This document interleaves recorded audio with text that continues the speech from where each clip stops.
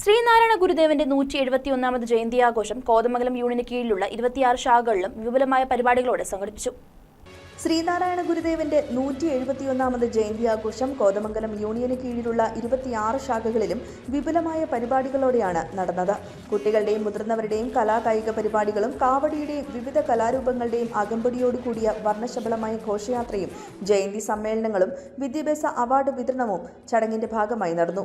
ഉപ്പുകുളം, തലക്കോട്, നേര്യമംഗലം, ചെമ്പൻകുഴി, കരിങ്ങഴ, പിണ്ടിമന ശാഖകളിൽ നടന്ന ജയന്തി സമ്മേളനം യൂണിയൻ പ്രസിഡന്റ് അജി നാരായണൻ, പൈങ്ങോട്ടൂർ, പനങ്കര, നെടുവക്കാട്, പോത്താനിക്കാട്, കോട്ടപ്പടി ശാഖകളിൽ നടന്ന ജയന്തി സമ്മേളനം union secretary PA Soman, Kothamangalam, Cheruvattoor, Mulavoor, Venduvazhi, Karukadam, Elangavam ശാഖകളിൽ നടന്ന ജയന്തി സമ്മേളനം union vice president KS Sunilkumar, Kuttampuzha, Manikandanchal, Thattekkad, Palamattam, Nellimattom ശാഖകളിൽ നടന്ന ജയന്തി സമ്മേളനം union councillor PV Vasu, Varappetty, Madiyoor ശാഖകളിൽ നടന്ന ജയന്തി സമ്മേളനം യൂണിയൻ കൗൺസിലർ TG അനി എന്നിവർ ഉദ്ഘാടനം ചെയ്തു.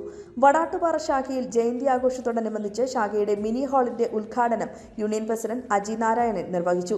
ചടങ്ങിന് ശാഖാ പ്രസിഡന്റ് KN സത്യൻ അധ്യക്ഷത വഹിച്ചു. യൂണിയൻ സെക്രട്ടറി PA സോമൻ മുഖ്യപ്രഭാഷണം നടത്തി. ശാഖാ secretary EC Roy, vice president Anil Mundekkudy, Binu Elayidathu, Sivadas, Shaju Molekkudy, Priya Babu, Saju AD തുടങ്ങിയവർ പങ്കെടുത്തു.